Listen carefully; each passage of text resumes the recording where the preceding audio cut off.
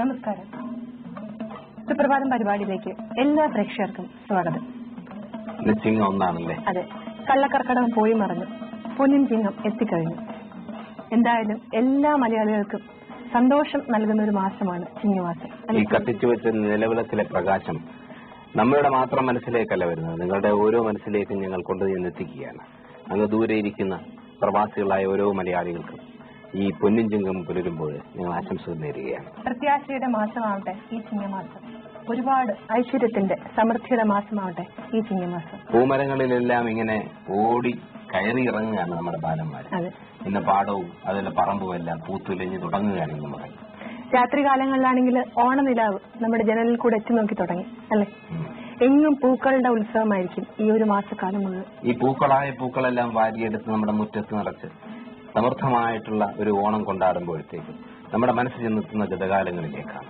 ഒരു മലയാളി എപ്പോഴും അവൻ ഓർക്കുന്നതും അവൻ താലോലിക്കുന്നതെല്ലാം അവന്റെ വീട്ടുമുറ്റത്തെ സുഗന്ധമാണ്. ഈ പൊന്നിൻ ചിങ്ങം വന്നെത്തുമ്പോൾ ഗൃഹാതുരതയാണ് നമ്മുടെ മനസ്സിലേക്ക് വന്നെത്തുന്നത്. ചാണകത്തിന്റെ ഗന്ധം, നാക്കിലിയുടെ ഗന്ധം, തുമ്പപ്പൂവിന്റെ ഗന്ധം, നല്ല ചെമ്പാവരിയുടെ ഗന്ധം അല്ലെ? എല്ലാത്തിനും സുഗന്ധം നിറഞ്ഞ മാസം. ഈ സുഗന്ധം നിറയുന്നു എന്ന് പറയുന്നത് തന്നെ ഒരുപക്ഷെ നമ്മുടെ ജീവിത സാഹചര്യങ്ങളിൽ ഒട്ടും തന്നെ സുഗന്ധമില്ലാത്തൊരവസ്ഥയിൽ നമ്മൾ സുഗന്ധം നിറയുന്നു എന്ന് പറയുന്നതും ഓർക്കുന്നതും അങ്ങനെ ആവട്ടെ എന്ന് നമ്മൾ ആശംസിക്കുന്നതും വരാൻ പോകുന്ന ഒരു കാലത്തെ നമ്മൾ നന്നായി നോക്കിക്കാണുന്നതാണ്. എല്ലാ മനുഷ്യന്റെയും ഒരു പ്രത്യാശ, പ്രതീക്ഷയൊക്കെ വരും നാളെ നമുക്ക് നന്നായിരിക്കുമെന്നാണ്. ഇന്നുള്ളത്, ഇന്നലെ നടന്നത് ഒക്കെ എല്ലാം നമുക്ക് മറക്കാം. പുതിയ ഒരു പ്രഭാതത്തെ തൊട്ടുണർത്താം, പുതിയൊരു പ്രഭാതത്തെ നമ്മൾ സ്വീകരിക്കാം അല്ലെ? അതിനുവേണ്ടിയാണല്ലോ കഷ്ടപ്പാടുകളുടെയും ജീർണതയുടെയും ചേട്ടാ ഭഗവതിയെ പുറത്താക്കി നമ്മൾ ശ്രീ ഭഗവതിയെ വീടിനകത്തേക്ക് ആനയിക്കുന്നത്. ഐശ്വര്യത്തിന്റെ ശ്രീ ഭഗവതി എല്ലാ ഭവനങ്ങളിലും നിറയട്ടെ. പൂവേവലി പാടി നടക്കുന്ന കുട്ടികളാണ് നമ്മുടെ ഗ്രാമങ്ങൾ തോന്നുന്നത്. നമ്മൾ ഈ ഒരു കാര്യം ഓർക്കുന്നത്, നമ്മൾ ഈ പൊന്നിൻ ചിങ്ങം വന്നെത്തുമ്പോഴും ഓണമെല്ലാം നമ്മൾ ആഘോഷിക്കുന്നതെന്ന് വെച്ചാൽ നമുക്ക് ഗതകാലത്ത് ഇത്രയും സമ്പന്നമായിട്ടുള്ള ഒരു കാലമുണ്ടായിരുന്നുവെന്നും മാത്രമല്ല നമ്മുടെ തലമുറകൾ തമ്മിലുള്ള വിടവ് നികത്തുവാൻ വേണ്ടിയിട്ടാണ് നമ്മൾ ഈ ആഘോഷങ്ങൾ നമ്മൾ വീണ്ടും വീണ്ടും ആചരിക്കുന്നതെന്ന് നമുക്ക് മനസ്സിലാക്കാൻ സാധിക്കുന്നു. ഈ സമൃദ്ധമായിട്ടുള്ള ഈ നാളിൽ ഒരിക്കൽ കൂടി നിങ്ങൾക്ക് എല്ലാ ആശംസകൾ പറഞ്ഞുകൊണ്ട് ഞങ്ങളുടെ ആദ്യ പരിപാടിയിലേക്ക് കടക്കുന്നു. നമുക്കത് കാണാം. പൂക്കളുടെയും നിറങ്ങളുടെയും ലോകമാണ് കേരളം. അത് മാത്രമല്ല കലയുടെയും സംസ്കാരത്തിന്റെയും. കാലം ഒരുപാട് ഇങ്ങ് ചെന്നപ്പോഴത്തേക്കും പൂക്കളുടെ നിറങ്ങൾക്കൊക്കെ മങ്ങലേറ്റിരിക്കുന്നു. അതുപോലെ തന്നെയാണ് കലയുടെയും ആ സൗരഭ്യത്തിന് മങ്ങലേറ്റിട്ടുള്ളത് അല്ലെ? കാലം ഒരുപാട് ചെന്ന് കഴിഞ്ഞപ്പോഴത്തേക്കും മനുഷ്യൻ ഏതൊരു കാര്യത്തെയും തലകീഴായി കാണാനും തലതിരിച്ച് കാണാനുള്ള ഒരു പ്രവണതയായി തുടങ്ങിയിരിക്കുന്നു ഇന്ന്. പക്ഷെ ഇവിടെ ഒരു മനുഷ്യൻ ആ ഒരു ഉദ്ദേശം വച്ചല്ല ചില കാര്യങ്ങൾ തലതിരിച്ച് കാണുന്നതും തലതിരിച്ച് എഴുതുന്നതും ഒക്കെ. അത് അദ്ദേഹത്തിന്റെ ഒരു ശിക്ഷയാണ്. നിങ്ങൾ ഒരിക്കൽ പരിചയപ്പെട്ടിട്ടുള്ള അദ്ദേഹത്തെ തിരിച്ചും മറിച്ചും എന്ന ഏഷ്യാനെറ്റിൽ വന്ന ഒരു പരിപാടിയിലൂടെ പരിചിതനായ റാഫി. അദ്ദേഹത്തെ കൂടുതൽ അറിയണം എന്നുള്ള ആവേശം ഒരുപാട് പേരെന്ന് പറയുണ്ടായി. ഇദ്ദേഹം എഴുതുന്നത് മാത്രമേ കണ്ടില്ല, അദ്ദേഹത്തെ സംസാരിക്കുന്നതെന്ന് കാണാനായിട്ടുള്ള സാവകാശം ഒന്നും ഉണ്ടായില്ല. ആ സാവകാശം ഇന്ന് ഈ പുന്നിഞ്ചിങ്ങമ്മ ദിനത്തിൽ നമ്മൾ ഒരുക്കുകയാണ്. റാഫേലിനെ കൂടുതൽ അടുത്ത് നമുക്ക് പരിചയപ്പെടാം. സുപ്രഭാതത്തിലേക്ക് സ്വാഗതം. ഈ ഒരു പരാതിയാണ് ആദ്യം നമുക്ക് പറയാം. സാറൊന്ന് പരിപാടി അവതരിപ്പിച്ചിട്ട് പോയി കൂടുതൽ താങ്കളെ കുറിച്ചിട്ടുള്ള കാര്യങ്ങളൊക്കെ അറിയാൻ നമ്മുടെ പ്രേക്ഷകർക്ക് സാധിച്ചില്ല. കാരണം വെച്ച് കഴിഞ്ഞാൽ ആ പരിപാടി എല്ലാവർക്കും ഇഷ്ടപ്പെട്ടു. അപ്പൊ നമുക്ക് ആ പരിപാടി ഇന്ന് ഇവിടെ അവതരിപ്പിക്കാൻ പറ്റില്ലെങ്കിൽ താങ്കളെ കുറിച്ചും അതിന്റെ സങ്കേതങ്ങളെ കുറിച്ചും ഒക്കെ അറിയാനാണല്ലേ പിന്നെ താല്പര്യം. എങ്ങനെ ഈ കല പ്രയാസമാക്കി, അതാണ് വളരെ ഇത് ചെറുപ്പകാലങ്ങളിൽ നമുക്ക് ഇതിനൊരു ചെറിയ കഴിവുണ്ടായിരുന്നു. പക്ഷെ ഇത് പ്രോത്സാഹിപ്പിക്കാൻ നമുക്ക് വേണ്ട ആളുകളുണ്ടായിരുന്നില്ല. അക്ഷരങ്ങളെ തിരിച്ചെഴുതുക, മറച്ചെഴുതുക, അതല്ലേ ആ ഒരു കലല്ല. അത് അക്ഷരങ്ങളെ തിരിച്ചെഴുതാൻ നമ്മൾ കുറേ മച്ചോടെ അതിന് ശേഷം നമ്മൾ ചെയ്തത്. ചെറുപ്പത്തിലെ നമുക്ക് പാട്ട് പാടാൻ കഴിവുണ്ടായിരുന്നു, നമ്മൾ എന്തെങ്കിലും പാട്ട് എഴുതാൻ കഴിവുണ്ടായിരുന്നു. അപ്പൊ ആരും പ്രോത്സാഹനം തരാനുണ്ടായിരുന്നില്ല നമുക്ക് ഇങ്ങനെ എഴുതാനോ ഇത് ചെയ്യാൻ. അപ്പൊ പണ്ട് വില്ലടിച്ചാൻ പാട്ടിന് പിന്നീട് പാടാൻ പോവാ, പിന്നെ എന്തെങ്കിലും ആരെങ്കിലും ഫാൻസി ഡ്രസ്സിന്റെ പിന്നാലെ നമ്മൾ പോവാ, ഇങ്ങനെയൊക്കെ നമ്മൾ ചെയ്തിട്ടുണ്ടായിരുന്നുള്ളൂ. അപ്പോഴാണ് പിന്നീട് നമ്മളൊരു മച്ചുടായ സ്കൂളിലും സ്കൂളിലൊക്കെ പോയ സമയത്ത് ഈ ആര് പറഞ്ഞ് ഈ പ്രേമലേഖനം എഴുതി കൊടുക്കണം എന്ന് പറഞ്ഞു. അപ്പൊ അതിനൊരു മാധ്യമം നമ്മൾ കണ്ട് അക്ഷരങ്ങൾ തിരിച്ചെഴുതി കഴിഞ്ഞിട്ടുണ്ടെങ്കിൽ ആർക്കും വായിക്കാൻ പറ്റില്ല. അപ്പൊ അതിനുവേണ്ടി നമ്മൾ ശ്രദ്ധിച്ച് പലർക്കും നമ്മൾ പ്രേമലേഖനം എഴുതി കൊടുക്കും. അപ്പൊ അവര് നമുക്ക് നേരെ എഴുതി തരും, നമ്മൾ വീട്ടിൽ ചെന്നിരുന്ന് ബുദ്ധിമുട്ടി അത് നേരെ തിരിച്ചെഴുതി കൊടുക്കും. എന്നിട്ട് അതിന്റെ അടിയിൽ നേരെ എഴുതും, കണ്ണാടിയിൽ നോക്കി വായിക്കാം. അപ്പൊ ഈ എഴുതുന്നവരുടെ ലേഖനങ്ങളൊക്കെ സാർ വായിക്കാറുണ്ടല്ലോ? വായിക്കാറുണ്ട്. അങ്ങനെ നമുക്ക് പ്രചോദനമൊന്നും ഉണ്ടായിട്ടില്ല. എപ്പോൾ എന്തൊക്കെ പറഞ്ഞു എന്നുള്ള കൃത്യമായിട്ട് ആ കാലഘട്ടത്തിലെ അങ്ങനെ പിടിച്ച് കണ്ണാടിയിൽ സ്വകാര്യമായിട്ട് വായിക്കാം. അപ്പൊ അതിന്റെ അടിയിൽ ചെറുതായിട്ട് എഴുതിയിരിക്കുന്നത് വായിക്കാനായിട്ട്. അങ്ങനെ ആ ഒരു സിദ്ധി നമുക്ക് നേരത്തെ ഉണ്ടായിരുന്നു. പക്ഷെ അത് പിന്നീട് ഇങ്ങനെ വികസിപ്പിക്കാമെന്നുള്ളത് നമുക്ക് ശ്രദ്ധിച്ചിട്ടുണ്ടായിരുന്നില്ല. അത് ഒരു ഇടയ്ക്ക് ഒരു ചോദ്യം വെച്ചല്ലേ, ഈ സിദ്ധി ഇങ്ങനെ കാണിക്കുന്ന അവസരത്തിൽ അറിയാതെ തനിക്ക് ഒരു പ്രേമലേഖനം എഴുതി അവസ്ഥ പറ്റിയിട്ടുണ്ട്? ഞാൻ എഴുതി. മാത്രമല്ല അവസ്ഥത്തിൽ ചെയ്യുന്നത് പറ്റുന്നുണ്ടോ? കാര്യം വെച്ചാൽ എഴുതി തരുന്ന ആളോട് ചിലപ്പോ പ്രണയിച്ചു പോകുന്ന ഒരു അവസ്ഥ. അത് ആര് ചെയ്തു എന്നുള്ളതൊക്കെ അന്നൊക്കെ രഹസ്യമാണ്. അപ്പൊ ചുരുക്കം പറഞ്ഞാൽ വെള്ളിയാഴ്ച ദിവസങ്ങളിൽ 2 മണിക്കൂർ നമുക്ക് ലെഷർ ടൈം ഉണ്ട്. ആ സമയത്ത് പോയി ഈ അന്നൊരു ഉണ്ടമിഠായി കിട്ടും. ആ ഉണ്ടമിഠായി നമുക്ക് വാങ്ങിച്ചു തരും. അതാണ് പ്രതിഫലം. അതാണ് അപ്പൊ അതങ്ങനെ നമ്മുടെ മെമ്മറിയിൽ വരണം. അവിടെ കിടക്കുന്നത് എറിഞ്ഞ പോണ മിഠായിയാണ്. റബ്ബറിന്റെ വള്ളിയാണ്. അപ്പൊ അങ്ങനെ ആ ഒരു മിഠായിയുടെ പുറത്താണ് നമ്മൾ അന്നങ്ങനെ എഴുതിക്കൊണ്ടിരുന്നത്. പിന്നീട് ഈ തരത്തിലാവാനുള്ള ഒരു പ്രചോദനം അതിൽ നിന്നുണ്ട്. അതെ. പക്ഷെ നമ്മള് അങ്ങനെ ആ കാലഘട്ടം വിട്ടു.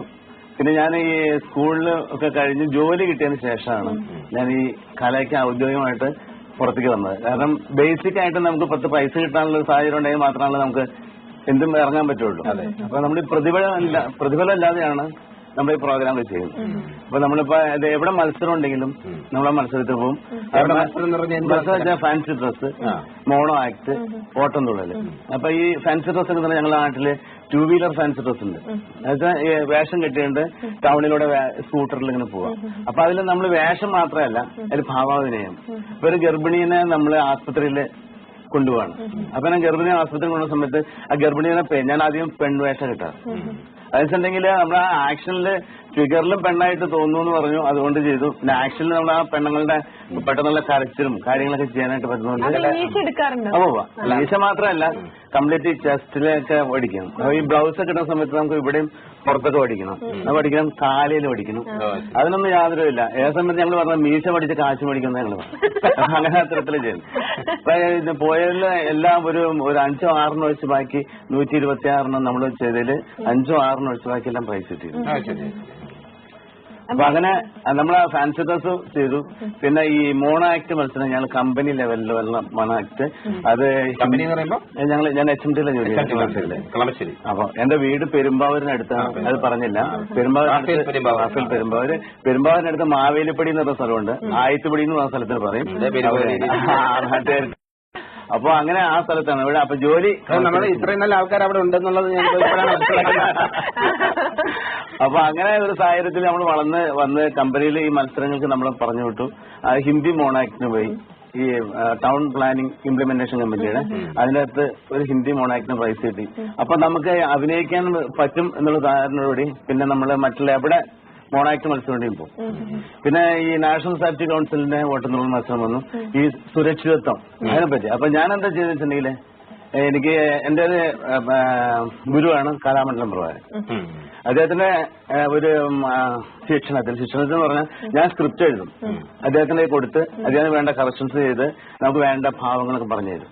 അപ്പൊ അങ്ങനെ ഞങ്ങൾ ഈ സേഫ്റ്റിയുടെ മത്സരത്തിന് പോയി മത്സരിച്ച് നമ്മൾ പ്രൈസ് വാങ്ങി. അപ്പൊ ആ ഒരു ഇതുകൊണ്ട് കമ്പനി ക്ലബ് ഡേക്ക്, അപ്പൊ കമ്പനിയിലുള്ള ആനുകാലിക സംഭവങ്ങള്, പിന്നെ ആരെങ്കിലും പ്രത്യേക സാഹചര്യം ഉണ്ടെങ്കിൽ അതൊക്കെ നമ്മൾ ആക്ഷേപിച്ച് എഴുതി അവതരിപ്പിക്കും. പിന്നെ ഇത് ഇടവക തലത്തിൽ ഹാസ്യകരമായിട്ട്. പിന്നെ നമ്മളിത് ആരെങ്കിലും എന്തെങ്കിലും സ്ക്രിപ്റ്റ് എഴുതാൻ നമ്മളോട് പറയുകയാണെങ്കിൽ അത് വെച്ച് എഴുതിയിട്ട് അങ്ങനെ അവതരിപ്പിക്കും. അങ്ങനെ ഓട്ടംതുള്ളൽ അത് അവതരിപ്പിക്കാറ്. അപ്പൊ അതിന്റെ ഒരു ടാലന്റ് ശരിക്കും പറഞ്ഞാൽ ഒരു കവിത എഴുതണമെന്നതിനെക്കാട്ടും കൂടുതലായിട്ട് വളരെ നൈസർഗികമായിട്ടും വളരെ സുന്ദരമായിട്ടും ചിലപ്പോൾ ഒരു ഈ ആക്ഷേപഹാസ്യത്തിലോട്ട് ഈ ഓട്ടംതുള്ളൽ മോഡൽ ഒരു പാട്ട് എഴുതാനായിട്ട് സാധിക്കും. ഇതൊരു പ്രത്യേക ടേസ്റ്റ് ഡെവലപ്പ് ചെയ്തിട്ട്. അതെ അതെ. അപ്പൊ അത് പെട്ടെന്ന് എഴുതുമോ? പെട്ടെന്ന് എഴുതാന്ന് പറഞ്ഞാൽ നമ്മൾ സാധാരണ നിലയിൽ ആദ്യം തുടങ്ങി എങ്ങനെ വെച്ചാൽ ഈ ടൂറ് പോകുന്ന ബസ്സില് ആളുകൾ കൂടുതലുണ്ടാവും. അപ്പൊ എന്തെങ്കിലും ഒരു പ്രോഗ്രാം നടത്താൻ പറഞ്ഞു കഴിഞ്ഞിട്ടുണ്ടെങ്കിൽ നമുക്ക് എളുപ്പം പാടാൻ കിട്ടുന്ന ഒരു രീതി ഈ ഓട്ടംതുള്ളലിന്റെ. അപ്പൊ രണ്ടുപേരും നമ്മൾ പാടി കൊടുക്കുന്ന സമയത്ത് അത് പിന്നിൽ ആരാൻ ഇത് സപ്പോർട്ട് ചെയ്യാനായിട്ടുണ്ടെങ്കിൽ അപ്പൊ അടുത്ത രണ്ടുപേരും നമുക്ക് പെട്ടെന്ന് ഉണ്ടാക്കാൻ പറ്റും. അങ്ങനെയാണ് നമ്മളത്. അങ്ങനെ ഇൻസ്റ്റന്റ് വരുന്നുണ്ടോ മനസ്സിൽ പാടാൻ പറ്റിയതില്ല? ഇൻസ്റ്റന്റ് ആയിട്ട് വരികയെന്ന് പറഞ്ഞാൽ ഇപ്പൊ നമ്മളിപ്പോ ഒരു പ്രത്യേക സാഹചര്യത്തിൽ ഇരിക്കുമ്പോൾ നമ്മള് ഈ അത് പറയുന്ന പറഞ്ഞാൽ നമുക്ക് പറ്റില്ല. അങ്ങനെ നമ്മളൊരു ഫ്രീ ആയിട്ടിരിക്കുന്ന മൂവ്മെന്റില് ഒരു അല്പം നേരം നമ്മൾ ഇത് സംസാരിച്ച് ഫ്രീ ആയി കഴിയുമ്പോൾ ഇപ്പൊ ഏതൊരു മനുഷ്യനും പരിപാടി അവതരിപ്പിക്കാൻ വരികയാണ് എന്തെങ്കിലും മനസ്സിൽ കരുതി കാണും. ഞാൻ പ്രത്യേകിച്ച് പറയാൻ കാരണം ഇപ്പൊ ഒരു ഓട്ടംതുള്ളലിന്റെ പരിപാടിയിൽ അല്ല നമ്മൾ വരുന്നത്. നമ്മളൊരു ഓട്ടംതുള്ളൽ അവതരിപ്പിക്കുന്ന ആവശ്യപ്പെടുകയാണെങ്കിൽ നമ്മൾ സ്ക്രിപ്റ്റ് എഴുതും. ഇപ്പൊ ഞാൻ ഇവിടെ വന്നിരുന്ന കുറെ സമയം നമ്മൾ വേസ്റ്റ് ആയ സമയത്ത് ഞാനൊരു പേപ്പറിൽ കുറച്ച് എഴുതി. പിന്നെ ഇൻസ്റ്റന്റ് ആയിട്ട് ഇപ്പൊ നടന്ന ഇന്നത്തെ പേപ്പറിലുണ്ടായ ന്യൂസ് വെച്ചിട്ട് ഇന്നത്തെ പരിപാടികളിൽ ഞാൻ ലേറ്റ് ആയിട്ട് അവിടെ ഇരുന്നപ്പോ ഞാൻ അവിടെ ഇരുന്ന് എഴുതിയിരുന്നു. എന്താണ് സംഭവം? ഞാനത് വേണി പാടി വേണം പാടി കേൾപ്പിക്കണം. നമ്മളിങ്ങനെ കത്തിരിക്കുക ഒരുപാട് വേണ്ട, കുറച്ച്. ഏഷ്യാനെറ്റെന്ന വലയ്ക്കുള്ളിൽ എന്തൊക്കെ വിഭവങ്ങളുണ്ടെന്ന് ശ്രദ്ധിക്കടോ. അത് ഒരു ട്യൂണാണ്. ഓട്ടംതുള്ളലിനല്ല, നമ്മൾ ആ പാടാനുള്ള ഒരു ട്യൂണാണ്. ഓട്ടംതുള്ളൽ പാടുന്നതിന് മുമ്പ് നമ്മളൊരു ഗുരുവന്ദനം പാടിയാൽ മാത്രമാണ് നമുക്ക് പാടാൻ പറ്റുള്ളൂ. അപ്പൊ ഈ ട്യൂണിൽ നമുക്ക് പാടാം, അതല്ലെങ്കിൽ ഗുരുവന്ദനം പാടും.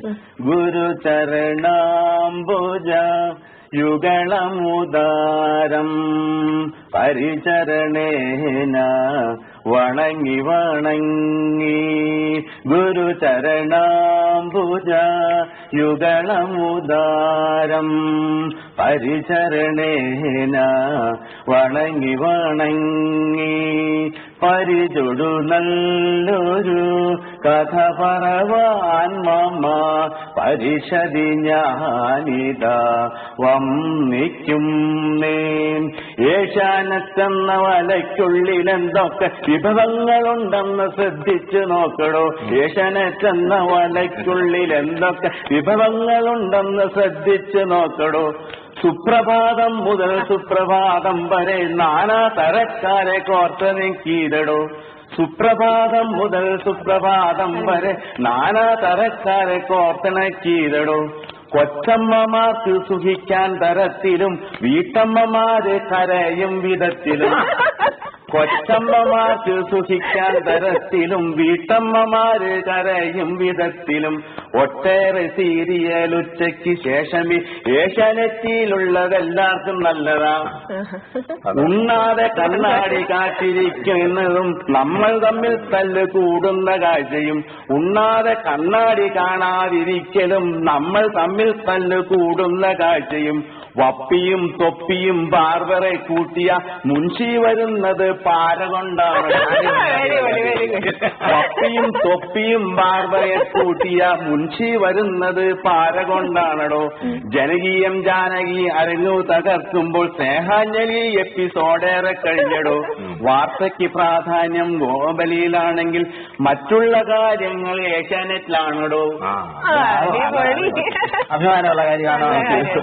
ഇത് നമ്മൾ പ്രോത്സാഹിപ്പിക്കും. കാര്യം ഇങ്ങനെയുള്ള കാര്യങ്ങളെന്നുള്ളവർക്ക് പറയുന്നത് അതെങ്ങനെ പെട്ടെന്ന് നമ്മളിങ്ങനെ ഇരിക്കുന്ന സമയത്ത് നമ്മളിപ്പോ ഇങ്ങനെ പ്രോഗ്രാം നടത്തിക്കൊണ്ടിരുന്ന സമയത്താണെങ്കിൽ ഓഡിയൻസിന്റെ എന്തെങ്കിലും ഭാവങ്ങൾ കണ്ടു കഴിഞ്ഞാൽ പിന്നിൽ പാടുന്ന അത്ര സമയം കൊണ്ട് നമുക്ക് പെട്ടെന്ന് ഇൻസ്റ്റന്റ് ആയിട്ട് പാടാൻ പറ്റും. ഈ കണ്ടിന്യൂസ് ആയിട്ട് താളമേളങ്ങൾ ഉണ്ടെങ്കിൽ ഭയങ്കര ഭംഗിയായിട്ട് പാടാം. അപ്പൊ ശരിക്കും വേഷം കിട്ടിയിട്ടില്ലേ? വേഷം കിട്ടിയായിരിക്കും വേഷം കിട്ടും. അപ്പൊ വേഷം കിട്ടാനായിട്ട് ആശാനെ വിളിക്കും.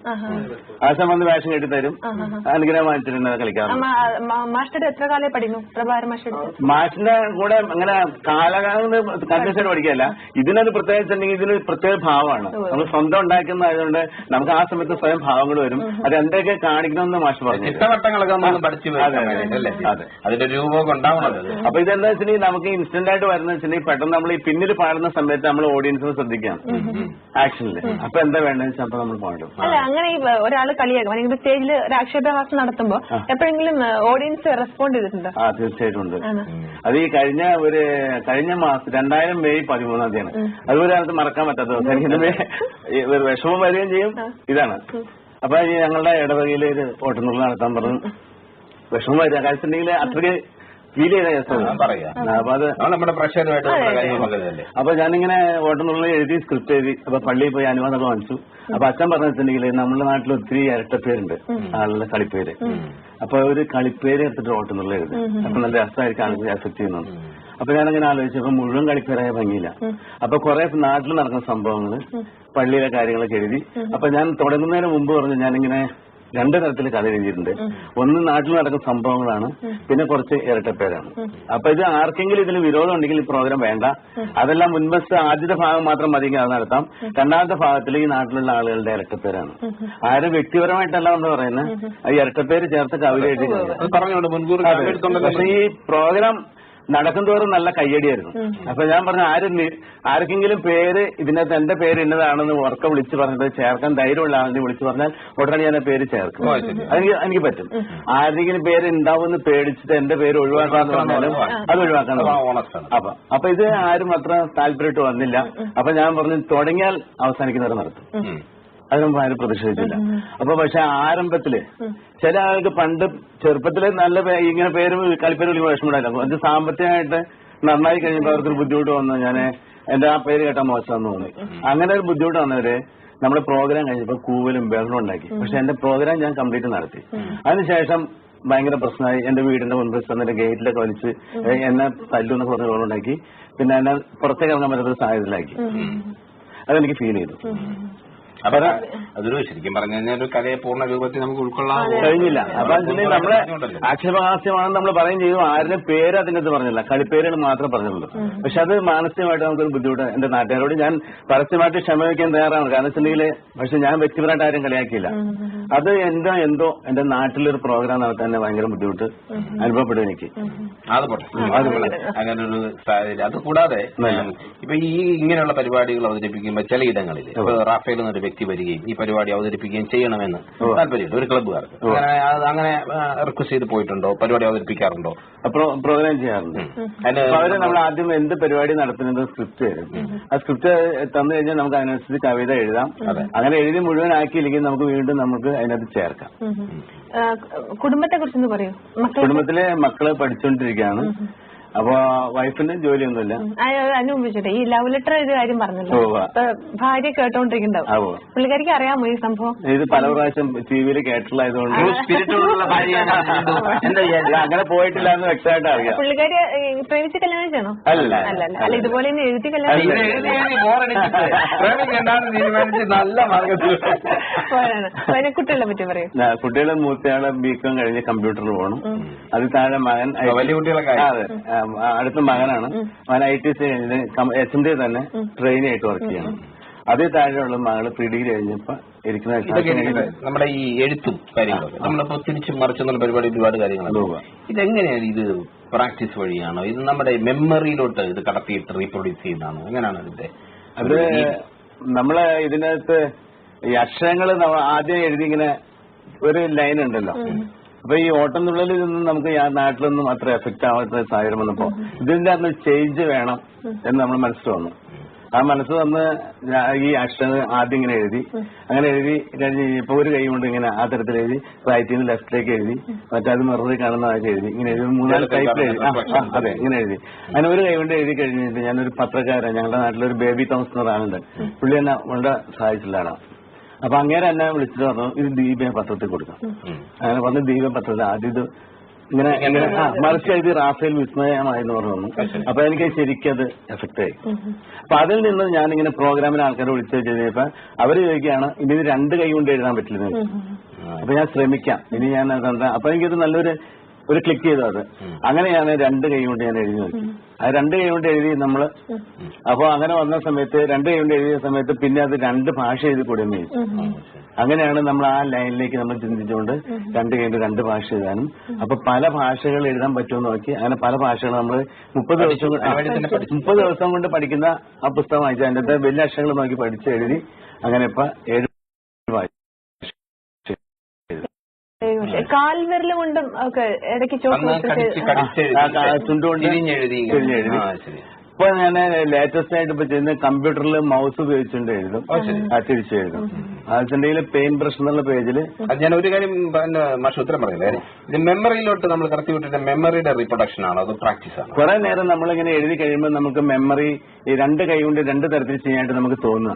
ഇപ്പൊ ഈ കൈ കൊണ്ടല്ലാത്ത ഈ കൈ കൊണ്ട് ചെയ്യാൻ നമുക്ക് തോന്നും. ഒരു അരമണിക്കൂറിൽ മേലെ നമ്മൾ ഒരേ സ്ഥലത്ത് നിന്ന് കോൺസെൻട്രേറ്റ് ചെയ്ത് ഇങ്ങനെ എഴുതി കഴിയുമ്പോൾ 2 കൈക്ക് 2 തരത്തിൽ ചെയ്യാൻ പറ്റും. കുട്ടികൾ ആരെങ്കിലും അച്ഛന്റെ പാത പിന്തുടരുന്നുണ്ടോ? മകനെ എഴുതും, പക്ഷെ ഇത്രയും നമ്മൾ എഴുതുന്നവർ അത്ര എഴുതില്ല. ഈ വീടിന്റെ പേര് പ്രത്യേകതയുള്ള പേരാണ് 3Ds. 3Ds എന്ന് പറയുകയാണെങ്കിൽ ഇപ്പൊ ഈ മറ്റുള്ള ഫീൽഡിൽ ഇപ്പൊ വൈഫർ സ്റ്റുഡിയോ നടത്തുന്നുണ്ട്, 3D സ്റ്റുഡിയോ എന്ന് പറഞ്ഞിട്ട്. പക്ഷെ അത് എല്ലാവരും സസ്പെൻസിൽ 3 ഡയമെൻഷൻ എന്നാണ് മനസ്സിൽ വിചാരിച്ചത്. 3 മക്കളുടെ പേര് ധന്യ, ധവാൻ, ദിവ്യ. അതിന് 3 D ആണ്. മാത്രമല്ല ഇതിപ്പോ 3Dയുടെ കാര്യമാണ്. 3D തന്നെ 3D ആണ്. അതിന് 3 ഡയമെൻഷൻ അല്ല 3Ds ആയി. ഈ ഓട്ടംതുള്ളില് ശരിക്കും നമ്മുടെ സമൂഹത്തിന് നന്മ ചെയ്യുന്ന തരത്തിലാണ് ബയോഡേറ്റയിൽ വായിക്കുന്നുണ്ട്. അതെന്താ അങ്ങനെ എടുക്കാൻ കാരണം? കാരണം അല്ലെങ്കിൽ ഈ കലയെ ജനമധ്യത്തിലേക്ക് കൊണ്ടുവരാൻ വേണ്ടിയിട്ടാണോ? എന്താ ഞാൻ എന്റെ ഒരു ഉദ്ദേശത്തില് എനിക്ക് ഏറ്റവും ഇഷ്ടപ്പെട്ട ഒരു ഇത് ഓട്ടംതുള്ളലാണ്. ഇപ്പൊ ടിവിയിൽ വന്നാലും ഏത് അമ്പലപ്പറമ്പിൽ ചെന്നാലും ഞാൻ മുമ്പിൽ ചെന്നിരിക്കും. അപ്പൊ എനിക്കതിന്റെ ആ നർമ്മം എനിക്ക് ശരിക്കും എഫക്ട് ചെയ്യുന്നുണ്ട്. അവരുടെ ആക്ഷൻസ്, ആക്ഷേപം ഇതൊക്കെ എനിക്ക് ശരിക്കും എഫക്ട് ചെയ്തുകൊണ്ടാണ് ഞാൻ ആ ഇത് തരത്തിൽ എനിക്ക് വൈവിധ്യം കൊടുക്കാൻ വേണ്ടി. അതെ അതെ, ഇപ്പോഴത്തെ ട്രെൻഡ് അനുസരിച്ച് ഹ്യൂമറും ഉണ്ട്, കലയും ഉണ്ട്. ഇനിയിപ്പോ ഞാനത് 2 പേരെ ഒരേ സമയത്ത് 2 തുള്ളക്കാരെ സ്റ്റേജിൽ കയറ്റാനുള്ള സ്ക്രിപ്റ്റ് ചെയ്തുകൊണ്ടിരിക്കുകയാണ്. ഭരണകക്ഷിയും പ്രതിപക്ഷവും തമ്മിലുള്ള സംവാദം. ഭരണകക്ഷി അവർ സ്വയം പുകഴ്ത്തുന്ന സമയത്ത് പ്രതിപക്ഷത്തെ ആക്ഷേപിക്കുക. അപ്പൊ ശരിക്കും വ്യക്തം അപ്പൊ ഇത് ഉരുത്തിരിയാനുള്ള കാരണം പബ്ലിക്കിനെ നമ്മൾ ചെയ്തിട്ട് നമുക്കൊരു ബുദ്ധിമുട്ടുണ്ടാക്കണ്ട. അപ്പൊ നമ്മൾ സ്റ്റേജിലുള്ളവർ നമ്മൾ അങ്ങോട്ട് പറയുമ്പോൾ കൊള്ളുന്നവനും കൊണ്ടോട്ടെ എന്ന് വിചാരിച്ചാണ് നമ്മൾ ആ തരത്തിലേക്ക് തിരിച്ചത്. ഈ ബയോഡേറ്റിൽ ഒരു കാര്യം വായിക്കണ്ടേ, കണ്ണ് മുകളിലേക്ക് ആയിക്കൊണ്ട ഒരു പരിപാടി. കണ്ണ് നമ്മള് കണ്ണിന്റെ കൃഷ്ണമണി നമ്മള് എത്ര മാക്സിമം ബാക്കിലേക്ക് ആക്കാമോ അങ്ങനെ നമ്മള് ഇപ്പോ ഈ സിനിമയില് കാണിച്ചില്ലേ, കലാഭവണി കാണിച്ച മാതിരി നമ്മ അപ്പൊ അങ്ങനെ അതിനു മുമ്പ് നമ്മൾ ചെയ്യുമായിരുന്നു. അപ്പൊ നമ്മളിങ്ങനെ കണ്ണുകൊണ്ട് ഇങ്ങനെ കാണിച്ച് കൈ കൊണ്ട് കാണിച്ച് കണ്ണിങ്ങനെ ഇരിക്കും. അപ്പൊ നമുക്ക് ഇങ്ങനെ ഇരുന്നുകൊണ്ട് അന്ധൻ എന്തൊക്കെ ചെയ്യാൻ പറ്റുന്ന അവൻ ശ്രമിക്കുന്നു, അതെങ്ങനെ ചെയ്യാൻ പറ്റുന്നു നമ്മുടെ മനസ്സുകൊണ്ട് നമുക്കിപ്പോ മെമ്മറിയാണ് ഉപയോഗിക്കുന്നത്. അപ്പൊ അങ്ങനെ നമ്മൾ ചെയ്തു നോക്കും. അപ്പൊ അന്ധനായ ഒരാൾക്ക് എന്തൊക്കെ ചെയ്യാൻ പറ്റും എന്ന് നമ്മളിങ്ങനെ കണ്ടുകൊണ്ട് നോക്കും. യാതൊരു സ്ട്രെയിൻ ഇല്ല. അപ്പൊ പിന്നെ ഞാനിത് ചെല്ലുന്ന സമയത്ത് കുട്ടികളുടെ അടുത്ത് നമ്മള് ഇങ്ങനെ ഇരുന്നുകൊണ്ട് കാണിച്ചത് ഇങ്ങനെ കാണിക്കും. അപ്പൊ ഇതിനൊരു രസമുണ്ടായി. ഒരു പ്രാവശ്യം കമ്പനിയിൽ വെച്ചൊരു സുഹൃത്തിനോട് പറഞ്ഞു അല്ല കണ്ണിൽ പൊടി പോയിടാം ഒന്ന് ഊതാൻ പറഞ്ഞു. ആ ഊതി ഇവന് ഊതിയിരിക്കാൻ കണ്ണിങ്ങനെ പോയി. അപ്പൊ ഇങ്ങനെ കാണിച്ചിട്ട് ഞാൻ പറയുന്ന മാതിരി കാണിച്ചു. അങ്ങേര് പേടിച്ചു പോയിട്ട് ഊതി പോയിടാന്ന് പറഞ്ഞുകൊണ്ട് ഊതി ഇങ്ങനെ കണ്ണില്ലാതെ അപ്പൊ അങ്ങനെ ഒരു സാഹചര്യം ഉണ്ടായി. അപ്പൊ ഇത് നന്നായിട്ട് എഫക്ട് ചെയ്യുന്നതുകൊണ്ട് ഞാൻ പിന്നെ ഇങ്ങനെ കാണിക്കാം. ഇങ്ങനെ കാണിച്ചിട്ട് പിന്നെ പിള്ളേരോട് കണ്ണ് പോയി എന്ന് പറയും. എന്നിട്ട് ഇങ്ങനെ മുട്ടിയിട്ട്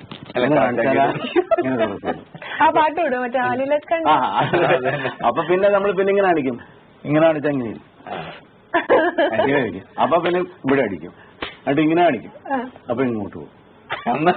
ഇങ്ങനെ അടിക്കും. എന്നിട്ട് ഇങ്ങനെ അടിക്കും. അപ്പൊ ഇങ്ങനെ എല്ലാം കാണിച്ചിങ്ങനെ കാണിച്ച് നേരെയാക്കും. എന്റെ ദൈവമേ. അപ്പൊ ഇങ്ങനെയാണ് നമ്മൾ ഇതൊക്കെ ഇരിക്കട്ടെ. ഇതിപ്പോ ഒരുപാട് സംഭവങ്ങൾ വിചിത്രമാണ്. ഇതെങ്ങനെ ഇരിക്കുമ്പോ ഇങ്ങനെ കുസൃതിത്തരമുണ്ട്, ഇങ്ങനെ ചിന്തിച്ചോണ്ടിരിക്കും ഇങ്ങനെ പരിപാടി.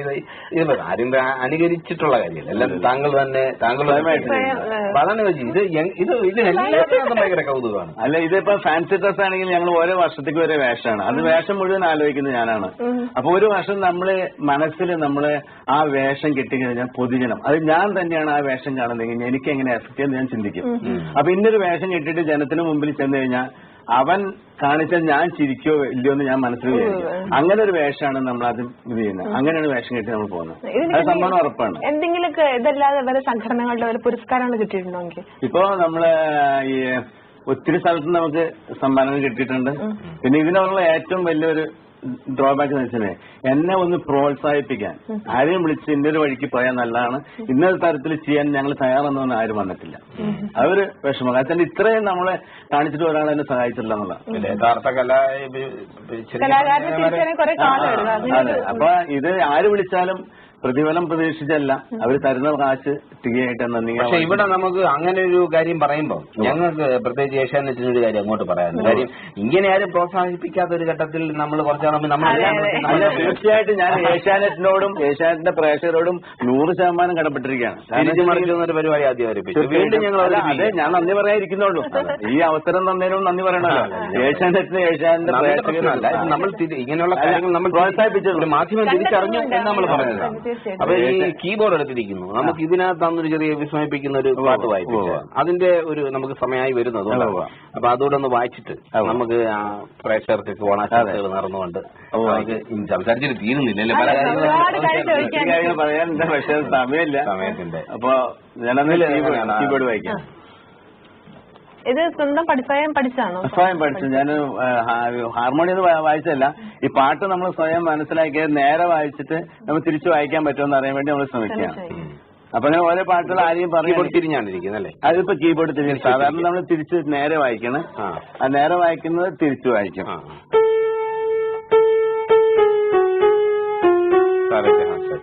അത് തിരിച്ചു വായിക്കും.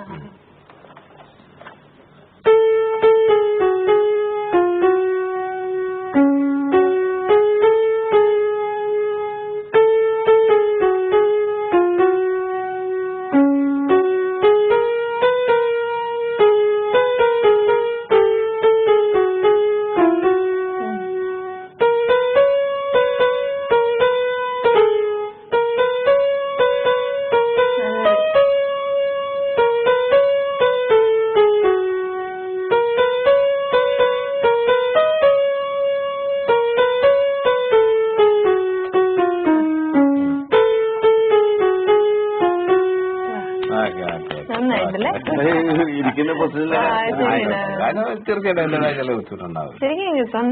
ഇത് നമ്മൾ ഓരോന്നും നമ്മളിങ്ങനെ ചെയ്യാൻ നമുക്ക് പറ്റുമെന്ന് ശ്രമിക്കുകയാണ്.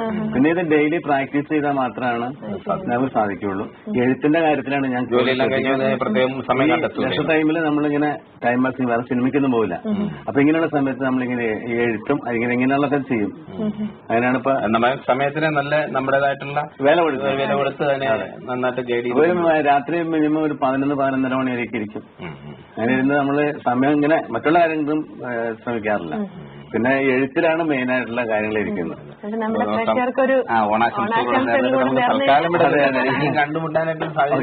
അപ്പൊ ഞാൻ പ്രേക്ഷകർക്ക് വേണ്ടി പേപ്പറിൽ ഞാൻ തിരിച്ചെഴുതി തരാം. അപ്പൊ അവർക്ക് വായിക്കാൻ പറ്റുമെന്നുള്ള അവർ നോക്കട്ടെ. അല്ലെങ്കിൽ അത് TV കാണുമ്പോ കണ്ണാടി എടുത്ത് വെച്ചോണ്ടിരിക്കും. ഇരിക്കാൻ പറ്റും അങ്ങനെ? കുഴപ്പമില്ല. എന്താ എഴുതാൻ പോണേ? വായിക്കാൻ പറ്റുമെന്ന് ബിന്ദുവിനൊന്ന് നോക്കുമല്ലോ. ഞാനൊന്ന് നോക്കിട്ട്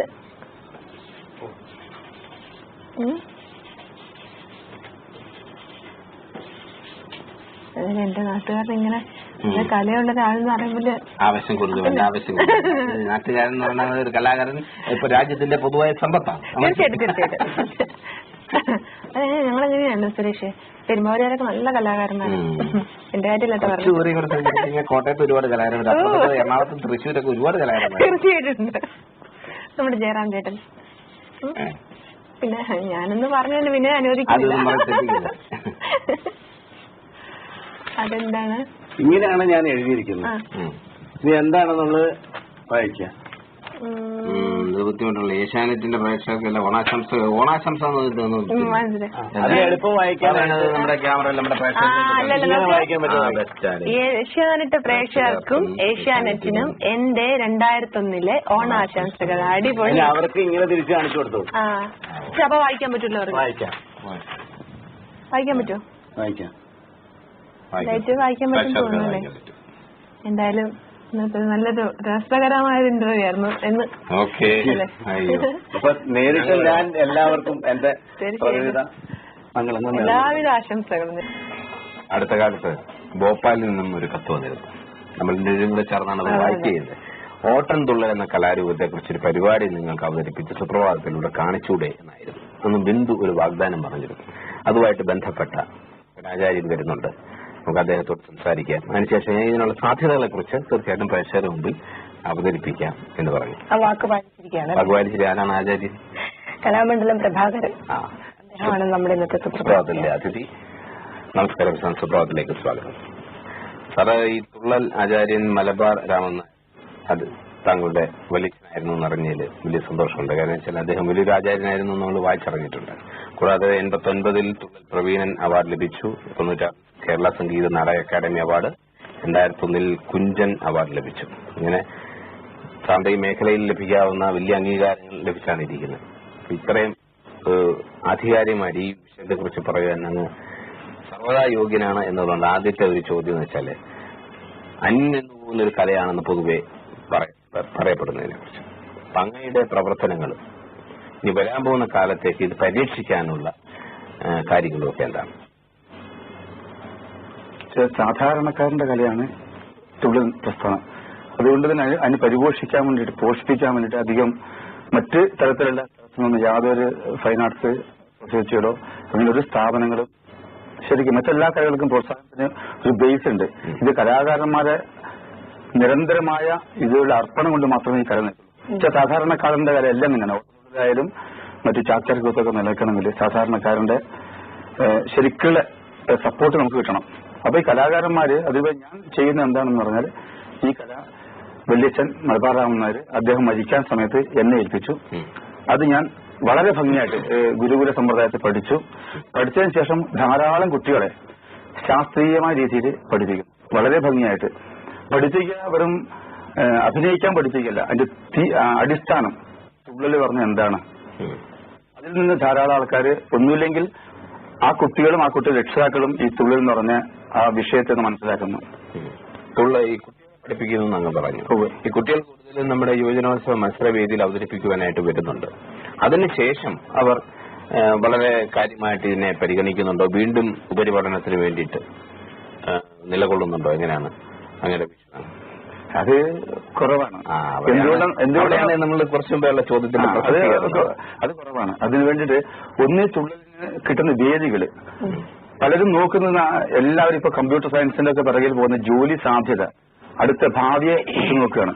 ഒരു തുള്ളൽ പഠിച്ചു കഴിഞ്ഞാൽ അതുകൊണ്ട് എങ്ങനെ ജീവിക്കും എന്നൊരു ചോദ്യം ആ രക്ഷിതാക്കള് ഒരിക്കലും അതൊരു ചോദ്യം തന്നെയാണ്. സാർ, അത് എന്തുകൊണ്ടാണ്? സാറ് പറഞ്ഞു ജനങ്ങളുടെ ജനകീയ കലയാണെന്ന്. സാധാരണ ജനങ്ങൾക്ക് ഏറെ ഇഷ്ടപ്പെടുന്ന കലയാണ് ഓട്ടംതുള്ളൽ എന്ന് പറഞ്ഞു. ശരിയാണ്, ഒരു കഥകളിയും ഓട്ടംതുള്ളലുമാണെങ്കിൽ പെട്ടെന്ന് സാധാരണ ജനങ്ങൾക്ക് മനസ്സിലാക്കാൻ പറ്റുന്ന ഓട്ടംതുള്ളലാണ്. പക്ഷെ എന്നിട്ട് പോലും ഇതിന് വേദികൾ കുറവാണ്.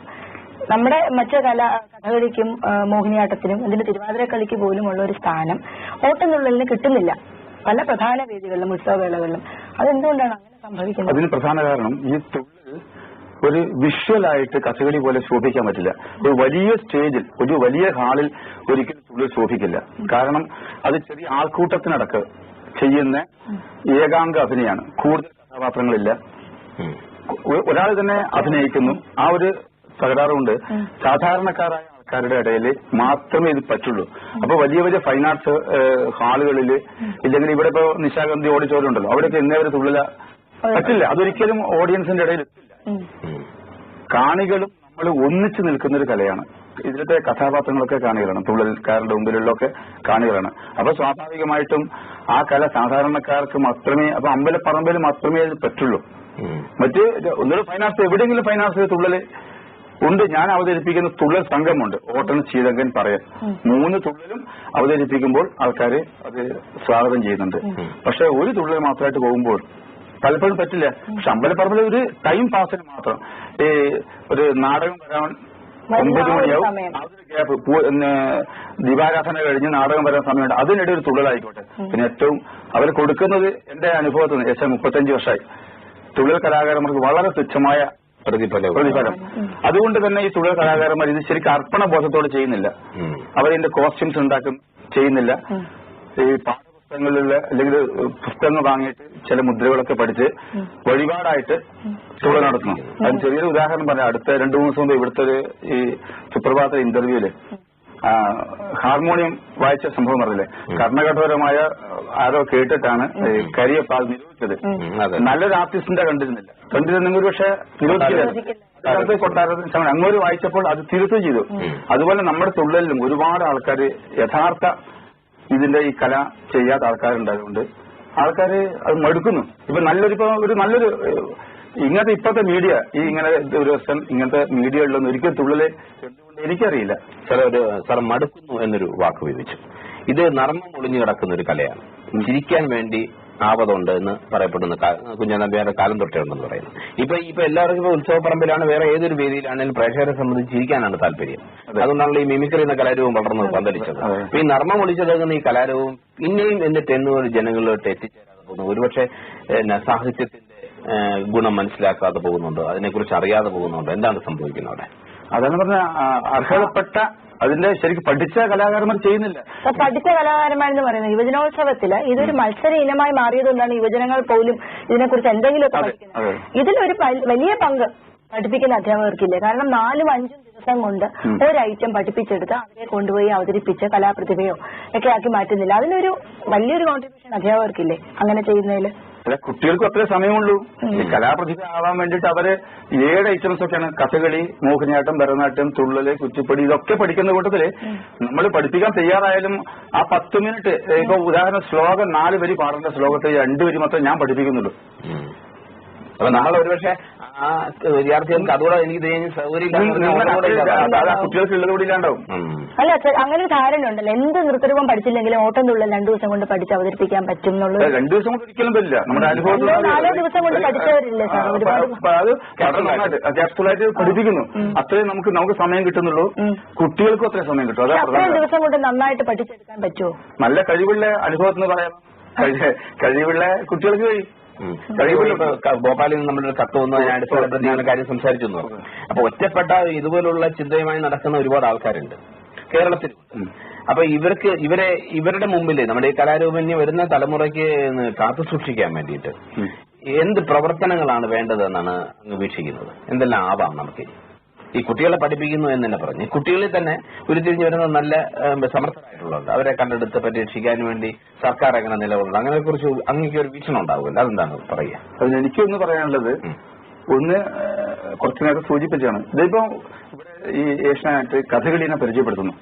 അതുപോലെ ഒരു തുള്ളൽ, നല്ലൊരു കലാകാരന് എന്നെ വേണമെന്നില്ല, വേറെ ഇപ്പം ഒരു കലാകാരനെ കൊണ്ടുവന്നത് തുള്ളൽ, ഇത് ഓട്ടം തുള്ളലാണ്, ഇതിന്റെ സങ്കല്പം ഇതാണ്, ഇന്ന് അവതരിപ്പിക്കുന്ന കഥ ഇതാണ് എന്നൊക്കെ പറഞ്ഞിട്ട് ഒരു തുള്ളൽ ഒന്ന് അവതരിപ്പിച്ച് നോക്കിയാൽ തീർച്ചയായിട്ടും കാണില്ല. ഇതില്ല, പെട്ടെന്ന് സ്ക്രീൻ തുറക്കുമ്പോൾ തന്നെ പെട്ടെന്ന് തുള്ളൽ വരുന്നു. എന്താ കഥ ഒന്നും അറിയില്ല ആൾക്കാർ. അതുകൊണ്ട് ഇപ്പൊ കഥകളി എന്തുകൊണ്ട് ആൾക്കാരെ കാണുന്നു? അതിന് ശരിക്കും അല്ല അതിന്റെ ഇത് കൊടുക്കുന്നത്, അതിന്റെ ഡയലോഗ് പറയുന്ന ഡയലോഗ് ശരിക്കും എഴുതി കാണിക്കുന്നത്, അതുകൊണ്ട് പശ്ചാത്തലം പറയുന്നത്, അതുകൊണ്ട് ആൾക്കാർക്ക് അറിയുന്നു. അതുപോലെ തുള്ളല് ഇന്ന കഥ കല്യാണ സൗഗന്ധ്യത്തിൽ ഭീമൻ ഹനുമാന്റെ കാട്ടിലേക്ക് പോകുന്ന രംഗം, അവിടെ വെച്ച് ഭീമൻ ഹനുമാനെ കാണുന്നു, അവർ തമ്മിൽ ചണ്ട കൂടുന്നു, വാല് പൊക്കി മാറ്റാൻ പോകുന്ന ഭാഗമാണ് കാണിക്കുന്നത് എന്ന് പറഞ്ഞുകൊണ്ട് കാണിച്ച നിർബന്ധമായിട്ടും ധാരാളം ഇംഗ്ലീഷുകാരുടെ മുമ്പിൽ നമ്മൾ അവതരിപ്പിച്ചിട്ടുണ്ട്, ഒരു ഭാഷ അറിയാത്ത മുമ്പിൽ അവരൊക്കെ അത്ഭുതപ്പെട്ടിട്ടുണ്ട്. അങ്ങനെയാണെങ്കിൽ തന്നെ ടിവിയെ നമ്മളൊരു പരിപാടി അവതരിപ്പിക്കാനിരിക്കട്ടെ, ഞങ്ങൾ തയ്യാറാണെന്ന് വെച്ചോളൂ. അങ്ങനെ നമുക്കിവിടെയുള്ള സമയ ദൈർഘ്യം വെച്ചാൽ ഒരു അരമണിക്കൂറോ അല്ല 10 മിനിറ്റോ ആണ്. ഇതിനകത്ത് അവതരിപ്പിക്കാൻ സാധിക്കുമോ? അരമണിക്കൂറിനകത്ത് വളരെ ഭംഗിയായിട്ടൊരു കഥ അവതരിപ്പിക്കാം. അരമണിക്കൂർ ശരിക്കും കഥ പറയുക, അവതരിപ്പിക്കുക, എന്നാൽ വളരെ ഭംഗിയായിട്ട് അതിന്റെ അരങ്ങുതാളം എല്ലാം ചിട്ടയായിട്ട് വളരെ ഭംഗിയായിട്ട് അവതരിപ്പിക്കുക. അത് ശരിക്കും ഒരു മാധ്യമത്തിൽ അങ്ങനെ ഒരു വന്നിട്ടില്ല. അങ്ങനെ വിചാരിച്ചാൽ ജനങ്ങളുടെ അടുത്ത് കുറച്ച് നിർബന്ധിച്ചിട്ട് അവരെ മുമ്പിൽ കൊണ്ടുപോകണം. ഇപ്പൊ കഥകളി ശരിക്കും ധാരാളം ആൾക്കാർ ഇപ്പൊ ഈ ഗ്ലോബൽ ചാനലിൽ കൃത്യമായിട്ട് ഇപ്പൊ വരുന്നതുകൊണ്ട് കൃത്യമായിട്ട് ആൾക്കാർ ഇരുന്ന് കാണുന്നുണ്ട്. മുമ്പ് രാത്രിയായിരുന്നു, ഇപ്പൊ വൈകുന്നേരം 5:30 വരുന്നുണ്ട്. ധാരാളം ആൾക്കാർ അതിന്റെ പറയുന്നതുകൊണ്ട് അതുപോലെ ഒരു സൗകര്യം തുള്ളലിന് കൊടുത്താൽ തീർച്ചയായിട്ടും. പക്ഷെ നല്ല കലാകാരന്മാരെ കൊണ്ട് ചെയ്യിക്കണം, അല്ലെങ്കിൽ പലരും ഉപജീവനമാണ്. ഇപ്പൊ ഞാൻ 1500 രൂപ വേദിക്ക് പറഞ്ഞു, 500 രൂപയ്ക്ക് തുള്ളാന്ന് പറയുന്ന ആൾക്കാർ വരുന്നു. അവരിത് പഠിക്കുന്നില്ല, അവർ വെറുതെ ഒരു വഴിപാടായി ചെയ്യുന്നു. ആ കല കണ്ട ആൾക്കാര് ഒരു വിദേശി വന്നാൽ ആ തുള്ളൽ പഠിക്കാൻ വന്ന ആൾക്കാര്, ജർമ്മനിയിൽ നിന്ന് വന്നൊരു സാഹിബ് പല സ്ഥലത്തും വന്ന് പറയും തുള്ളൽ പഠിക്കാൻ എന്റെ അടുത്ത് തന്നെ വന്നു. എന്റെ തുള്ളൽ യാദൃച്ഛികമായി കണ്ടു എന്ന് പറഞ്ഞിട്ട് ഇപ്പോഴും അയാൾ ഈ ഒക്ടോബറിൽ വീണ്ടും വരുന്നുണ്ട്. അപ്പൊ നല്ല കലകൾ തിരിച്ചറിയാനുള്ള കഴിവ് അവർക്കുണ്ട്. നമ്മുടെ സാധാരണക്കാര് നമുക്ക് പറ്റും, മാധ്യമങ്ങൾ അതിനനുസരിച്ച് നമ്മളെ സഹായിച്ചാൽ നല്ല കലാകാരന്മാരെ അവസരം തരണം. അവസരം തന്നാലേ നമുക്ക് വേദികളുടെ കാര്യം, പോസ്റ്ററുകളുടെ കാര്യമാണെങ്കിൽ നമ്മുടെ കലാ സാംസ്കാരിക പാരമ്പര്യം വിളിച്ചുപോകുന്ന പല പോസ്റ്ററുകളിലും, ടൂറിസത്തിനെ പറ്റിയ പോസ്റ്ററുകളിലും മോഹിനിയാട്ടത്തിന്റെയും കഥകളിയുടെയും ഒക്കെ പടങ്ങൾ വളരെ വലുതായിട്ടുണ്ട്. പക്ഷെ ഈ ഓട്ടംതുള്ളലിന്റെ സൈഡിൽ പോലും കാണാറില്ല, അകത്തൊരു പേര് മറ്റോ കാണും. അതല്ല, അപ്പൊ നമ്മുടെ ഈ സർക്കാരിനോ മറ്റ് സ്ഥാപനങ്ങൾക്കും ഒക്കെ ഇതിന് എന്ത് ചെയ്യാൻ പറ്റും, എന്ത് ചെയ്യാം? ശരിക്കും തനത് കല ഇതാണ്. ഇത്രയും സുഖമായിട്ട് ആൾക്കാരെ ആക്ഷേപഹാസ്യത്തിൽ കൂടി ജനങ്ങളെ ഉദ്ബോധിപ്പിക്കുക. ഉദാഹരണം, രണ്ടു കലത്രത്തെയുണ്ടാക്കി വെക്കുന്ന തണ്ടു തപ്പിക്കൂ സുഖമില്ലൊരിക്കലും. എത്ര നല്ല മെസ്സേജാണ് അത്. രണ്ട് ഭാര്യയുള്ള ഒരാൾ ഒരിക്കൽ, അങ്ങനെ നമ്പ്യാർ ഒരുപാട് ജനങ്ങളെ ബോധവൽക്കരിക്കുന്ന ഒരുപാട് വരികളുണ്ട്. അതൊക്കെ പാടി ചെയ്താൽ ശരിക്കും കാണികൾ അത് ആസ്വദിക്കും, ശരിക്കും മനസ്സിലാക്കും. പക്ഷെ അതുപോലെ ശൈലിയിൽ പാടി അവതരിപ്പിക്കുന്ന ശ്രുതിയില്ലാതെ മറ്റേ അക്ഷരസ്ഫുടതയില്ലാതെ പലരും ഉപജീവന മാർഗമായിട്ടാണ് എല്ലാ കലത്തുള്ളിൽക്കാര്. ഇന്ന് സാധാരണക്കാരന്റെ കലയാണ്. നാടക കലാകാരൻ നല്ല സംഗീത പാട്ട് ഇതിന് ഒപ്പം വേണ്ടേ, പാട്ടും കൂടെ അറിഞ്ഞിരിക്കണ്ടേ. പക്ഷെ കർണകഠോരമായ ശബ്ദത്തിൽ ഓട്ടംതുള്ളൽ അവതരിപ്പിക്കുന്നവരും കർണകഠോരം മാത്രമല്ല, അവര് ഉപജീവനാണ് പറഞ്ഞത്. 300 രൂപ കിട്ടിയാൽ തുള്ളുന്ന ആൾക്കാർ ഇന്നുണ്ട് കേരളത്തില്. പക്ഷെ അവരുടെ ജീവിതമാണ് അവർ ഒരു തൊഴിൽ പോലെ ചെയ്യുന്നു. കലയല്ല അവർക്കത്. അല്ല, പണ്ട് നാളിലെ ഇതൊരു വേദിയിൽ അമ്പലപ്പറമ്പിലൊക്കെ അവതരിപ്പിച്ചുകൊണ്ടിരിക്കുമ്പോൾ കാണാൻ വരുന്ന പ്രേക്ഷകരും ഇതിനെക്കുറിച്ചൊക്കെ കുറെയൊക്കെ ബോധവാന്മാരാണ്. കലയുടെ കഥകളെ കുറിച്ചും ചരിത്രത്തെക്കുറിച്ചും ഒക്കെ ഉള്ള ബോധവാന്മാരാണ്. നമ്മളിന്ന് അതിൽ നിന്ന് ഒരുപാട് അകന്നു പോയതുകൊണ്ട് ഇതെന്താണ് ഇത് അവതരിപ്പിക്കുന്നതെന്ന് തിരിച്ചറിയാൻ നമുക്ക് തന്നെ പ്രശ്നമുണ്ട്. അവിടെയാണ് ഇതിനകത്തൊരു ഒരു ക്ലാഷ് വരുന്നത്. എന്റെ അനുഭവത്തിൽ നിന്ന് ഇപ്പൊ ഞാൻ അവതരിപ്പിക്കുന്നത്, ഇപ്പൊ ആരും കണ്ടിട്ടില്ല, എന്റെ അനുഭവത്തിൽ നിന്ന് ഇപ്പൊ ഞാൻ അവതരിപ്പിക്കുന്ന എല്ലാ വേദികളിലും നല്ല ജനങ്ങൾ ഇത് കഴിഞ്ഞിട്ടാകുമ്പോൾ നല്ല അഭിപ്രായം, വലിയ വലിയ വലിയ ആൾക്കാർ വന്നിട്ട് വളരെ നന്നായിട്ടുണ്ട്. എന്തുകൊണ്ട് ആദ്യം ഞാൻ ഇന്ന് അവതരിപ്പിക്കുന്നത് ഓട്ടംതുള്ളൽ അല്ലെ ശീതംഗത്തുള്ളൽ, ഇത് പറയുന്നുള്ളൽ, ഈ മൂന്നും തമ്മിൽ വ്യത്യാസമുണ്ട്. ഇന്നിവിടെ അവതരിപ്പിക്കുന്നത് ഞാൻ പറയുന്നുള്ളലാണ്. ആ പറയുന്നുള്ളതിന്റെ പ്രത്യേകത ഒരു കാലിൽ ചിലങ്ക കെട്ടി നൃത്തം ചെയ്യുകയാണ്. മാത്രം ഇതിന്റെ കഥാസൂചന ഇതാണ്. ഇതിന് ഇന്ന നടയിലാണ് ഇത് ചെയ്യുന്നത്. ഇത് പ്രത്യേക ഒറ്റക്കാലിൽ മാത്രം നൃത്തം ചെയ്യുന്ന ഏക കലയാണ് പറയുന്നുള്ളത്. ഇത് പറഞ്ഞുകൊണ്ട് ഞാൻ തുടങ്ങുന്നു. ആ കഥാസൂചന, ഒരു വേടൻ കാട്ടിൽ കൂടി നടന്നു പോകുമ്പോൾ ഒരു ശിവലിംഗം കിട്ടുന്നു, ആ ശിവലിംഗം പൂജിക്കുന്നു, അങ്ങനെയുള്ള കഥയെ സൂചനയും പറഞ്ഞ് തുടങ്ങിക്കഴിഞ്ഞാൽ ആൾക്കാർ എന്റെ കൂടെ തന്നെ തീർച്ചയായിട്ടും ഒരുപാട് അനുഭവങ്ങൾ നമ്മുടെ കൂടെ തന്നെ വരുന്നു. എന്റെ അനുഭവത്തിൽ ധാരാളമുണ്ട്. അതേസമയത്ത് ഇതൊന്നുമില്ലാതെ അമ്പലപ്പറമ്പില് നേരിട്ട് പോയിട്ട് വന്നിട്ട് അങ്ങോട്ട് തുടങ്ങും വഴിപാട്. ഇതെന്താ കഥയാണ് ആൾക്കാർ അറിയില്ല. ഇത് തുള്ളലാണോ ചീതങ്കനാണോ പറയാനോ അറിയില്ല. ഒട്ടും ഒരുപാട് സ്ഥലങ്ങളിൽ 3 തുള്ളൽ അവതരിപ്പിക്കുന്നുണ്ട്. അത് ഒരു കഥ തന്നെ 3 രീതിയിൽ അവതരിപ്പിക്കാൻ അത് പറ്റില്ല. അത് നമ്പ്യാർ തന്നെ അതിന് നട വ്യത്യാസമുണ്ട്, ഗാനശൈലിയിൽ വ്യത്യാസമുണ്ട്. ആദ്യം കുഞ്ചൻ അവതരിപ്പിച്ചത് കല്യാണ സൗഗന്ധിയാണ്. അതെ, ശീതങ്കം തുള്ളത് ശീതം എന്ന തണുപ്പാണ്. അപ്പൊ വളരെ മെല്ലെ പാടുക. നോക്കടാ നമ്മുടെ മാർഗേ കിടക്കുന്ന മർക്കടാ നീയങ്ങു മാറിക്കിടാ ചട. ഉടനെ ഓട്ടന്റെ വ്യത്യാസം നോക്കൂ. പണ്ടെണ്ണായുടെ പല്ലിന് ശൗര്യം പണ്ടേ പോലെ ഫലിക്കുന്നില്ല. എന്താ വ്യത്യാസം? വളരെ ഫാസ്റ്റ് ഓടി പാടുന്നു, ഓടി പറയുന്നു. ചില ഓട്ടം എന്ന് പറഞ്ഞ മുമ്പ് ഈ മെസ്സേജ് കൊടുക്കുന്ന ആളെ ഓട്ടം എന്ന് പറയാറുണ്ട്. അപ്പോ ഇത് മെല്ലെ പാടുന്നു. അത് പറയാനാവുമ്പോൾ പറയും പോലെ അതിലൊന്ന് ഒരു കാലം കൊണ്ട് മാത്രം നൃത്തം ചെയ്യുന്നുണ്ട്.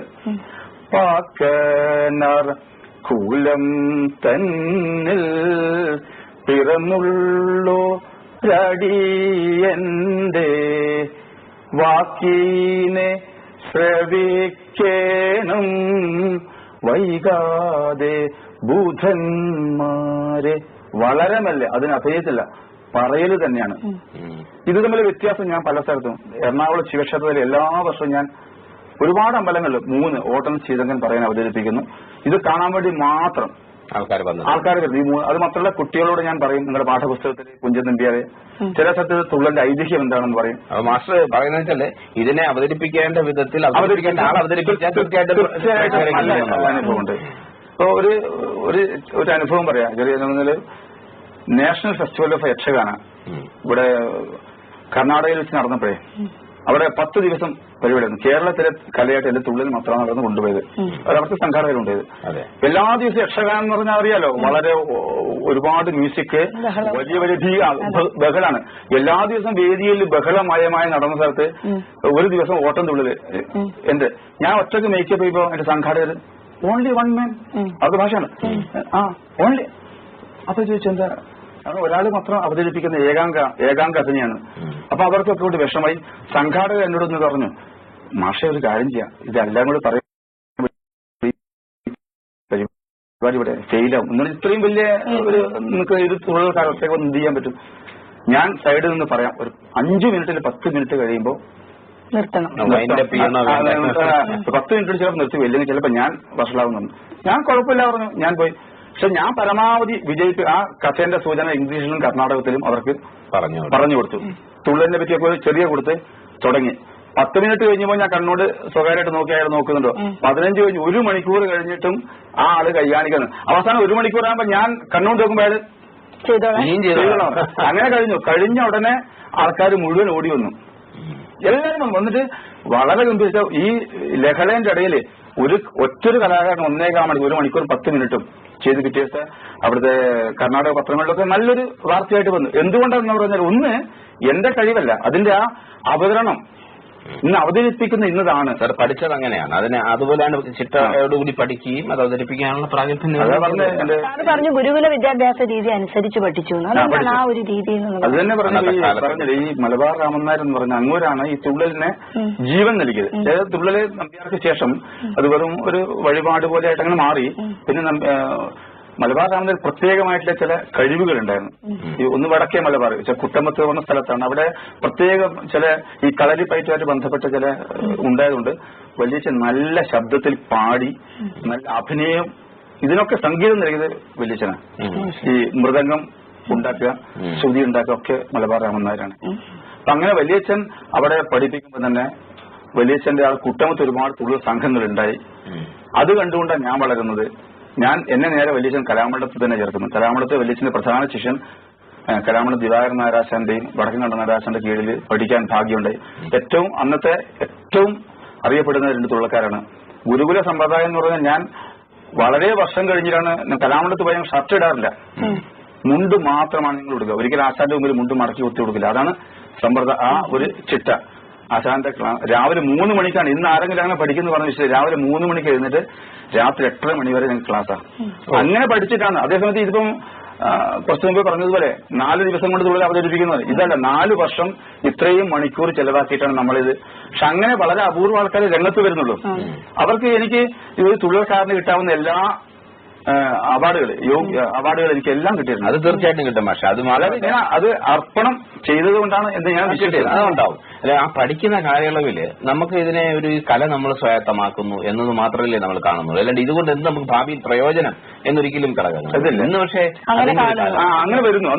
അന്ന് ഇപ്പൊ എന്റെ അച്ഛൻ ഈ തുള്ളല് അങ്ങോട്ട് അയച്ചത് തന്നെ മലബാർ രാമനായർ അറിയപ്പെടുന്ന തുള്ളൽക്കാരൻ ഒരു പാരമ്പര്യമായിട്ട് വലിയച്ഛന് ആഗ്രഹം ഉണ്ടായിരുന്നു. അതാണ് വലിയച്ഛൻ തന്നെ കലാമണ്ഡലത്തോട് ചേർക്കുന്നത്. എനിക്ക് വയസ്സായി, ഇനി പ്രഭാരം പോയി പഠിക്കട്ടെ. അത് പഴയ ആൾക്കാർ പലതും ചെയ്തു. എന്തുകൊണ്ടാണ് അതിന് വലിയച്ഛന്റെ മക്കളൊന്നും ചേർത്തിട്ടില്ല. മക്കളുണ്ടായിരുന്നു. ഇപ്പൊ ഒരു മകൻ തുള്ളൽക്കാരനായിട്ടുണ്ട്. മക്കളുണ്ടായിട്ടും വലിയച്ഛൻ അവരെ അയച്ചാതെ എന്നെ അയച്ചു. എന്നെ കലാമണ്ഡലം ചേർത്ത വർഷം വലിയച്ഛൻ മരിക്കുന്നു. അതൊരു യാദൃച്ഛിക സംഭവമാണ്, എന്നെ ഏൽപ്പിച്ച പോലെ. അവിടെ നിന്ന് അങ്ങോട്ട് ഞാനത് കഴിഞ്ഞ ശേഷമാണ് ഞാൻ ഇനി എന്ത് ചെയ്യണം എന്ന് ചെയ്യുന്നു. അപ്പൊ ജീവിക്കാൻ ഒരിക്കലും തുള്ളലിലൂടെ സാധിക്കില്ല എന്ന് എന്റെ അനുഭവത്തിൽ എന്റെ നാട്ടുകാർ കുട്ടമത്തെ നാട്ടുകാരുടെ തുള്ളൽക്കാരുടെ അനുഭവം കൊണ്ട് എനിക്ക് മനസ്സിലായി. അങ്ങനെ ഞാൻ പ്രൈവറ്റ് വർക്ക്ഷോപ്പില് ജോലിക്ക് പോയി. പകല് വർക്ക്ഷോപ്പിൽ പോയിട്ട് ഇരുമ്പ് കൊണ്ട് യുദ്ധം ചെയ്യലും രാത്രി തുള്ളുകയും ചെയ്യും. അങ്ങനെ KSRTCയിൽ ജോലി കിട്ടി. KSR ജോലി കിട്ടിയപ്പോൾ അതാണ് എന്റെ വഴിത്തിരിവായിരുന്നു. ജോലി കിട്ടിയപ്പോൾ എനിക്ക് അടിസ്ഥാനമായിട്ടൊരു വരുമാന മാർഗ്ഗം എനിക്ക് ഉണ്ടായപ്പോൾ എനിക്ക് കലയെ പോഷിപ്പിക്കാൻ വേണ്ടി സമയം കിട്ടി. സാധാരണ അങ്ങനെ ഒരു ജോലി കിട്ടിക്കഴിഞ്ഞാൽ മടുത്ത് പിന്മാറുകയാണ് പതിവ്. പറ്റില്ല. പക്ഷെ മാഷെ ഈ കലാമണ്ഡലത്തിൽ തന്നെ മോഹിനിയാട്ടം, കഥകളി, ഈ ഓട്ടംതുള്ളൽ ഇവയെല്ലാം പഠിപ്പിക്കുന്നുണ്ട്. പക്ഷെ കലാമണ്ഡലത്തിൽ നിന്ന് വെളിയിലോട്ട് പരിപാടികൾ അവതരിപ്പിക്കാൻ പോകുമ്പോൾ ഓട്ടംതുള്ളൽ പലപ്പോഴും ഇല്ല അല്ലെ? അതെന്തുകൊണ്ടാണ് പുറത്തുള്ള ഫെസ്റ്റിവലിലും മറ്റും ഈ ഓട്ടംതുള്ളൽ കൊണ്ടുപോകാൻ പറ്റാത്തത്? അത് തന്നെ പറയുന്നത്. ഇപ്പം തുള്ളൽ ഒരാളല്ല, മോഹിനിയാട്ടം ഇപ്പോഴത്തെ 10 പേര് 12 പേരൊക്കെയാണ് ആൾക്കാർ. ഇന്ന് എന്നോട് ചോദിക്കുന്നത് ഒരു 10 തുള്ളൽക്കാരെ ഒന്നിച്ച് രംഗത്ത് അവതരിപ്പിക്കാം. ഇപ്പൊ എന്നോട് ചോദിച്ചിട്ടുണ്ട്. ഞാനിപ്പം അവതരിപ്പിക്കാം. ഞാൻ പറഞ്ഞു ഒരിക്കലും അത് തുള്ളലാവില്ല.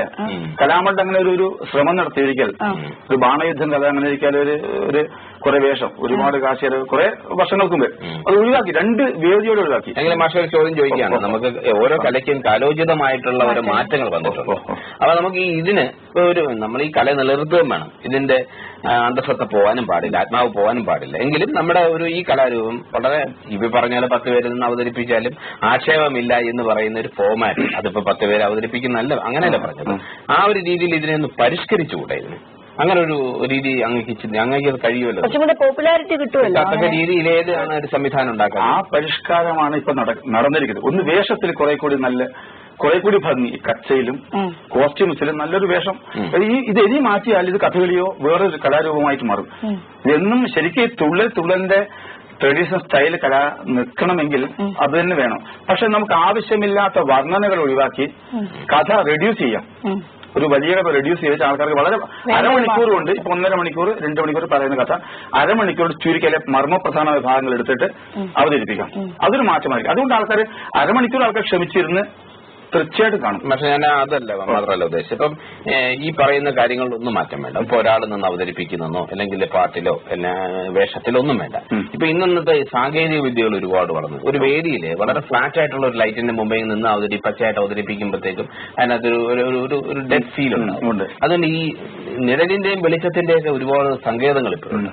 ഇതിനകത്ത് വളരെ കളർഫുൾ ആയിട്ട് അവതരിപ്പിക്കാൻ പറ്റുന്ന രീതി അങ്ങനെയുള്ളവരുമായിട്ട് ആലോചിച്ച് കാര്യം ഒരു വിഷ്വൽ എഫക്റ്റ് ആണ് ഇപ്പൊ എല്ലാവരും സ്റ്റേജിൽ ഇപ്പൊ ഈ ഒരാൾ നിന്ന് യേശുദാസ് നിന്ന് പാടുമ്പോഴത്തേക്കും കൂടെ നിന്ന് നൃത്തം ചെയ്യുന്ന ഒരുപാടുള്ള ഒരു പരിഷ്കാരത്തിലോട്ട് വന്നുപോയതുകൊണ്ടാണ് പറയുന്നത്. അപ്പൊ അങ്ങനെ ആയിക്കൂടെ? ഒരു നിഴലും വെളിച്ചവും വെച്ച് തന്നെ ഈ കലാരൂപം വളരെ പവർഫുൾ ആയിട്ട് ആക്കത്തക്ക രീതി ആയിക്കൂടെ? ഞാൻ അതിന് ഒരു തുടക്കം ഇപ്പൊ തുടങ്ങുന്നത് സാറ് പറഞ്ഞു തന്നെ. ഒരു തുടക്കം എന്താന്ന് പറഞ്ഞാൽ ഈ 3 വേഷങ്ങളും ഒരു കഥയിൽ ഒന്നിച്ചു വരുന്ന തുള്ളൽ ത്രയം എന്നൊരു പരിപാടി.